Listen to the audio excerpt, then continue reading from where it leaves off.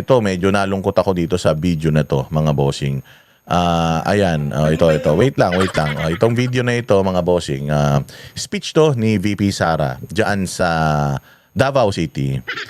Oo, Davao, speech yan diyan sa Mindanao. Tapos dito sa speech na to, medyo first time. First time ito. I've also heard from close relatives of the Dutertes that this is the first time that they saw Inday Sara weak. They saw Inday Sara vulnerable.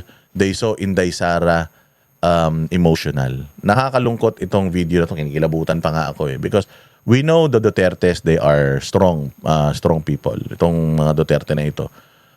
Wala silang pakialam. Basta para sa bayang Pilipinas. Parang wala silang kahinaan. Si Pangulong Duterte nakakulong ngayon sa dahig. Wala daw ni isang araw na pinagsisihan niya na ang mga Pilipino ay pinaglaban niya. Wala daw ni isang araw na pinagsisihan niya that these people na namatay na may mga kasalanan sa taong bayan ay hindi niya pinagsisihan. Not a bit na nagsisi siya, na nakulong siya because of what he did for the country. Kaya nga nung nakaraang speech ni Inday Sara or is naka-interview ni Inday Sara, sinabi nila na they accepted it already. They accepted that Pangulong Duterte hindi na siya uuwi ng Pilipinas because ICC, it's hopeless ang kaso natin dyan sa ICC. Pangulong Duterte was put there to die there. And ang mga Duterte, tinanggap na nila yon. Kahit tatay nila yun, masama sa kalooban nila, tinanggap nila yun. Kasi nga, ito talaga eh. Ito ang price that you will pay kapag dito sa Pilipinas, kinalaban mo yung oligarko, mga sindikato, lahat ng mga masasamang tao. Kapag kinalaban mo sa Pilipinas, ito yung mangyayari sa'yo. So, nakakausap nila si Pangulong Duterte. Kahit nga confirmation hearing, di na umatin si Pangulong Duterte because ayaw niyang i-dignify itong pambababoy sa kanya because klaro na pambababoy ito kay Pangulong Duterte sa legacy ni Pangulong Duterte. And ang pinakamasama nito, we are paying, allegedly, we are paying this court para itry dyan yung isang Pilipino. Tarantado, hindi ba? So, ganun katapang ang mga we will talk about it in a different, in another vlog, but ganun katapang ang mga Duterte na accepted nila. Si Pangulong Duterte accepted nila. Nung nasa Hong Kong kami, ayaw siyang pauwiin ng mga abogado niya, nung ibang mga close sa kanya, ayaw siyang pauwiin. I remember, isa ako sa mga nagbigay ng information kay Attorney Torrio na attorney, na magkatabi kami ni attorney. Attorney, I received a message. Ang dami daw pulis sa may Davao Airport. So mukhang may huhulihin and mukhang si Pangulong Duterte yung huhulihin. Then yun, sinabi na kagad, tumayo kagad sa Attorney Torrio, sinabi niya na kagad doon sa kanilang team. And ang sinabi nila is, dito ka muna, magstay ka muna dito, tingnan natin kung ano sitwasyon doon kasi baka hulihin ka, ipatapon ka sa ibang bansa, kidnapin ka, or go somewhere na you are safe. Oh, and alam niyo naman that a lot of country are willing to take or get PRD or take care of PRD because friends naman si PRD ng napakaraming mga bansa. But anyways, sabi niya, hindi, uwi ako. Hapon pa yung uwi ko, hindi. Mas maaga tayo umuwi. Haharapin ko yan. Hindi talaga natatakot si Pangulong Duterte doon. Palang sa Hong Kong, sinabi niya na I will rot in jail. Okay lang, ganun talaga. Kung iyan ang kapalaran ko, wala akong magagawa. So, ganyan si Pangulong Duterte. Ang tapang niyan. So, yung mga anak niyan, ganun din. Si Inday Sara, yung nakikita nga natin na mas matapang pa nga siya kay Pangulong Duterte. Sabi nga ni Pangulong Duterte na nung naging mayor yan ng Davao. Actually, namiss ako ng tao. Ang bite-bite ko daw pala kasi sobrang tapang nito ni Inday Sara. Sobrang tigas ng paninindigan nito. I-reveal ko na. Si Inday Sara, merong mga nag-uusap-usap yung pamilya, syempre tungkol dito kay Pangulong Duterte. Syempre most of the family members wants Pangulong Duterte or wanted Pangulong Duterte to go back here. So at all cost, gagawin nila. Whatever, sinong pwedeng kausapin? Kahit sino. Kausapin na namin si Bongbong, kausapin na namin si ganito, kausapin na namin si ganyan, kausapin na natin ng Amerika. Kasi yun naman talaga ang may nito, may pakana ng lahat ng ito, politika lang naman talaga ng mga puti. So ngayon, sabi nila, hindi ba natin kayang gawin 'yon para mapalabas itong tatay natin? Alam mo, nagkaroon daw sila ng conflict doon sa meeting na 'yon because Inday Sara stood up and said, I will not sacrifice the life of all Filipinos or majority ng mga Pilipino or the Filipinos para lang sa buhay ng isang tao. Grabe, mantakin mo ikaw si Inday Sara, tatay mo yung nakakulong.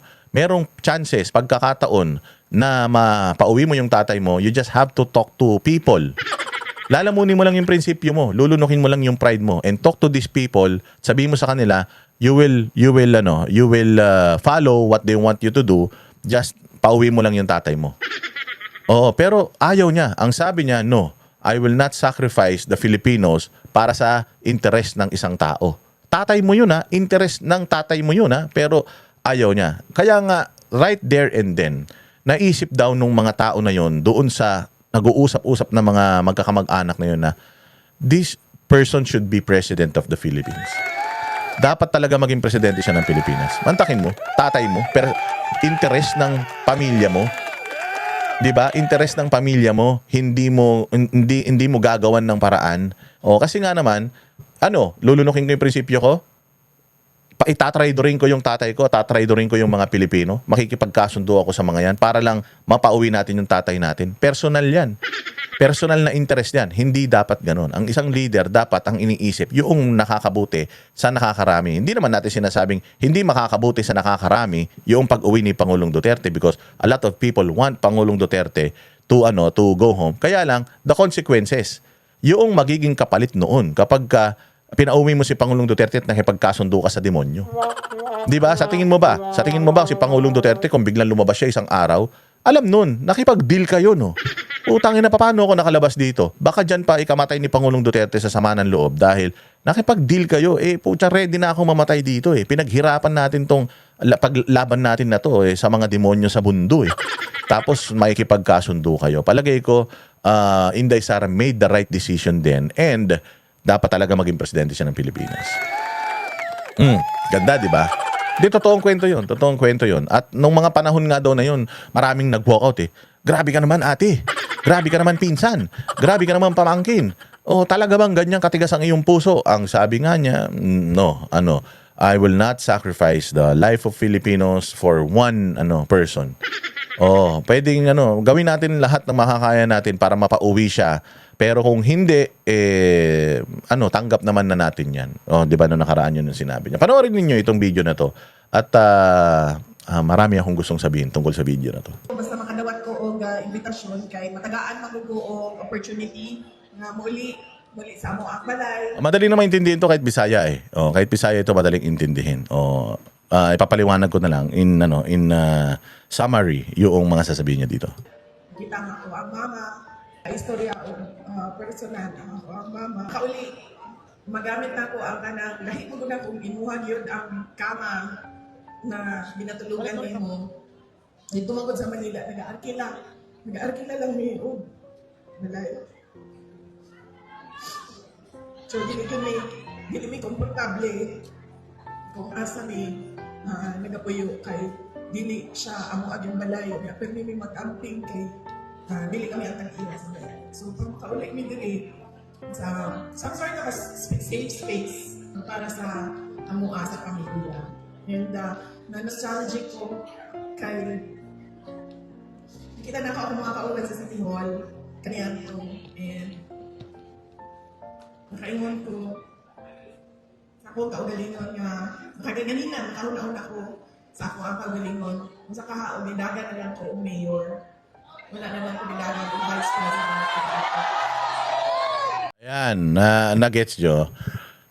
Dito sa isang speech na ito ni VP Sara, she was really emotional. And, di ba, na-interview namin siya.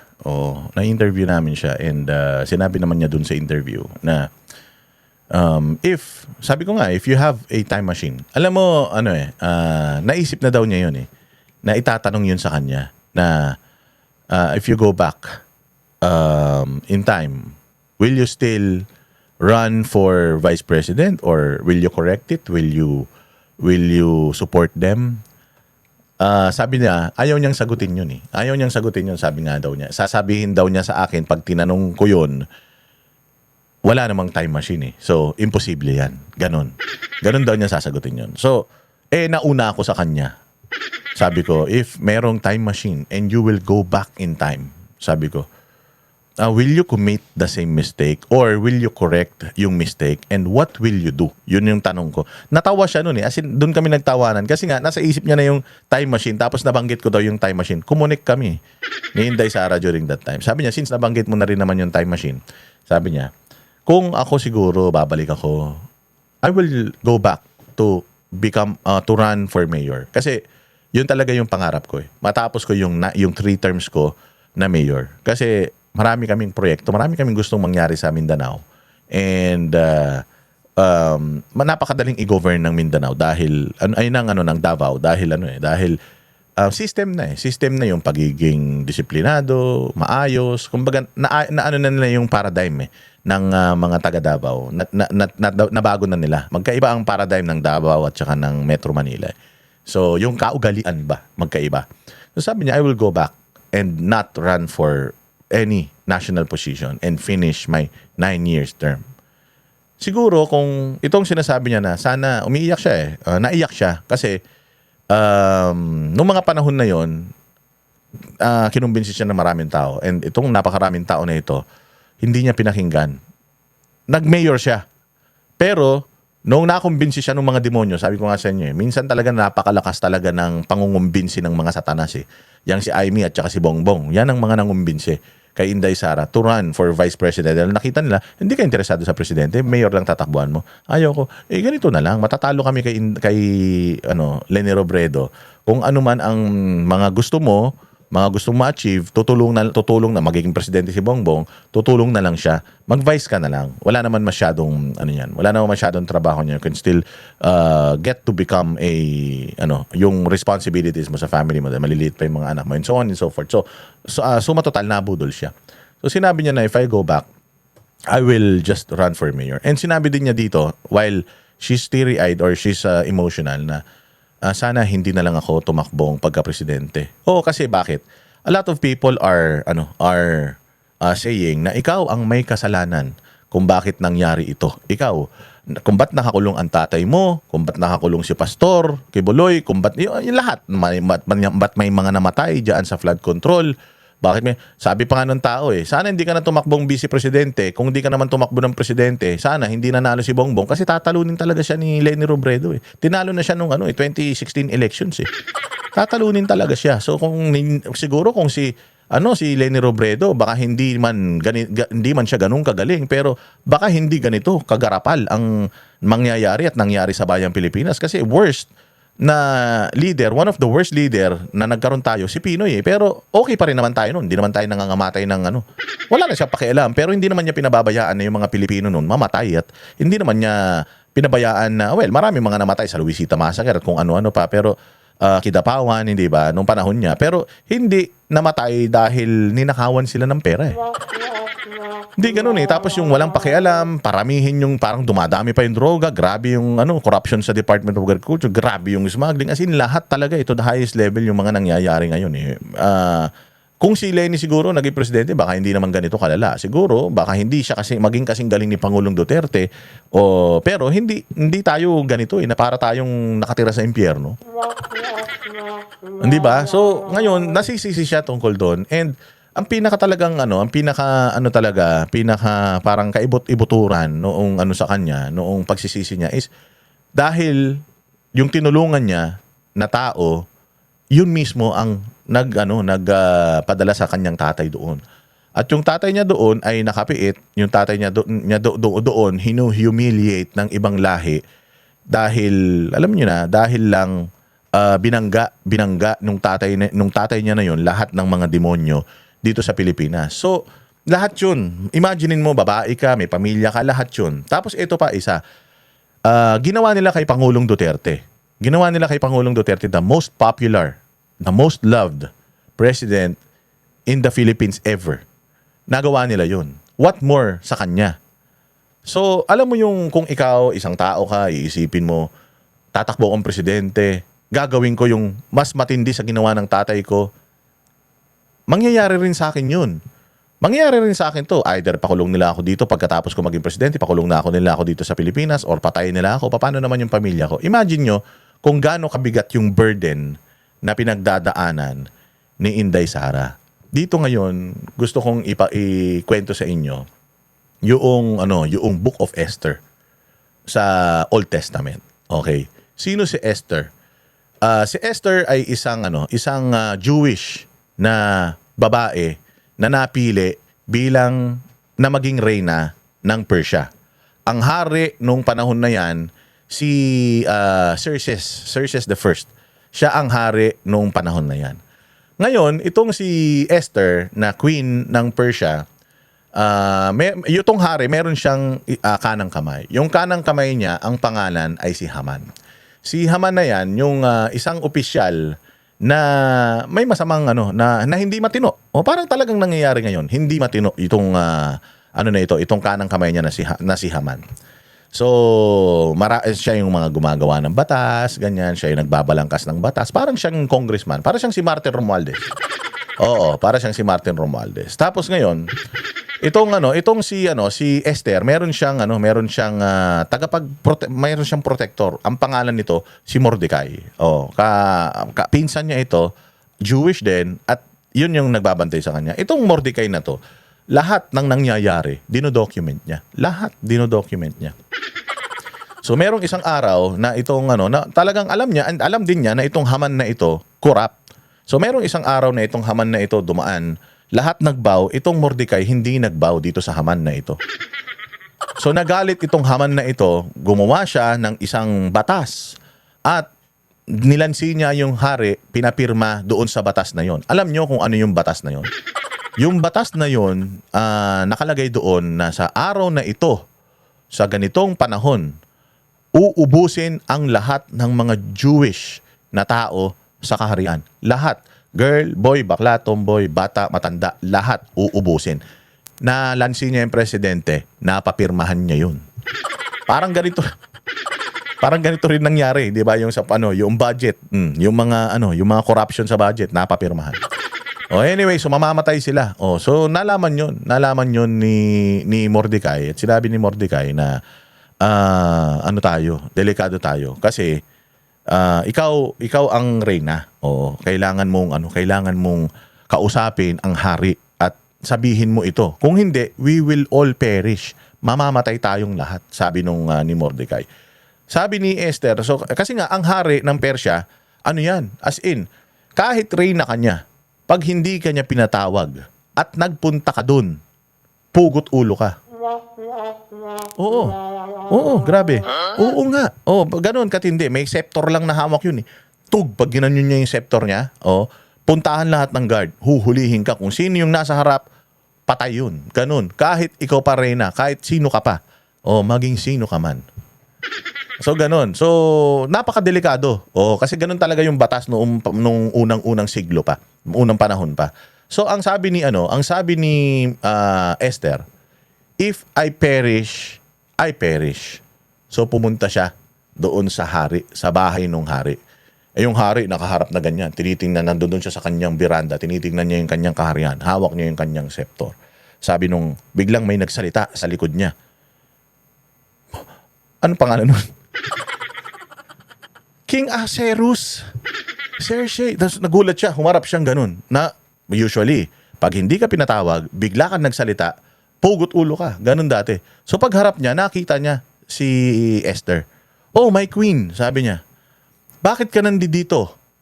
Hilingin mo kung ano yung gusto mong hilingin. Kahit kalahati ng kaharian ko, ibibigay ko sa'yo. Magsabi ka lang. So yun na nga. So na sila, sinabi niya doon sa kanyang hari. Kasi bago natin sabihin yung sa hari, itong gunggong na si Haman na ito, gumagawa na siya ng mga yung mga kung saan bibitayin, papatayin itong mga Jewish na mga tao na ito. So gusto ko, sabi nito ni Esther, gusto ko sana kitang imbitahan sa isang malaking pagtitipon. Ayan na.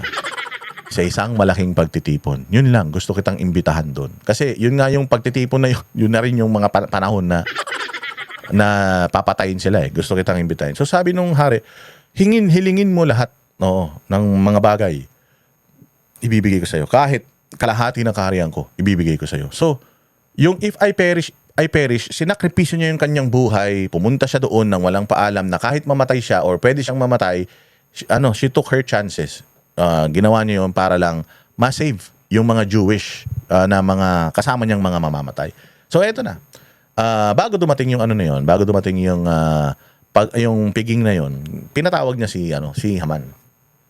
At nung pinatawag niya si Haman, sabi niya, "Oy Haman, nalaman kasi niya na itong si Mordecai, may plot pala na patayin itong hari, itong si Cersei the first noon. May plano pala na napigilan nito ni Mordecai. Naisumbong ni Mordecai at nahuli yung pumatay o yung gustong pumatay sa hari. So nalaman nung hari yung kasi nabasa niya eh. Nabasa ni Mordecai lahat noong yung journal na lista ni Mordecai, nabasa nung hari. So tinawag niya si Haman, "Haman, halika. Anong gagawin ko sa isang tao na mahal ko at mahal ako? Anong gagawin ko sa kanyang parangal?" Ayan, itong tarantadong Haman, naisip niya, siya yun. Uy, putya, ako na to. Ang ginawa ni Haman, sabi niya, yung corona mo, isuot mo sa kanya. Yung abito mo, yung robe mo, isuot mo sa kanya. Yung purple robe mo. Yung scepter mo, ipahawak mo sa kanya. Tapos, yung pinakamaputi at pinakamalaking kabayo mo, isakay mo siya doon, sabi niya. Tapos, ipahila mo yung kabayo sa walang kwentang tao. Tapos isigaw mo yung pangalan niya na "Hear ye, hear ye." Kapag ikaw ay minahal mo ang hari, ganito ang pabuyang mangyayari sa iyo, bla bla bla. So ganun. Sabi ni hari, "O sige, gawin mo yun kay Mordecai." Oo, gawin mo yun kay Mordecai. So, ganun maglaro ang Panginoon. So, ginawa niya yun. Siya yung sumisigaw. Si Mordecai, ang napili ng hari, bla bla bla. So, hiyang-hiya siya, pati pamilya niya. Lahat ng tao, dahil masama ugali niya, galit na galit siya doon. Gusto nga niya ipapatay yun eh. Kasi Jew yun eh. So, eto na, dumating na yung sabi niya, may pagkakataon pa ako. May araw pa ng pagtitipon. Doon ako babawi. Mamamatay silang lahat. O, di ba? O, kasi nga, gumawa na siya ng batas eh. Pirmado na yun ng hari eh. Eh, hindi niya alam. Nabasa na nga ng hari yung mga pinagsusulat nito ni Mordecai. Eto na. Nandoon na sa piging na yun. So, nandoon na lahat. Nung araw na yun, mamamatay na rin silang lahat. Kasi yun ngayon nakalagay sa batas eh. O, sabi ngayon nito ni Esther kay hari, meron pa tayong isang problema. Ikaw ay merong isang batas na pinirmahan. Mahal mo ako, di ba? Meron kang isang batas na pinirmahan na nalansi ka at ang resulta, mamamatay kaming lahat. Lahat, pati ako na iyong reyna, mamamatay.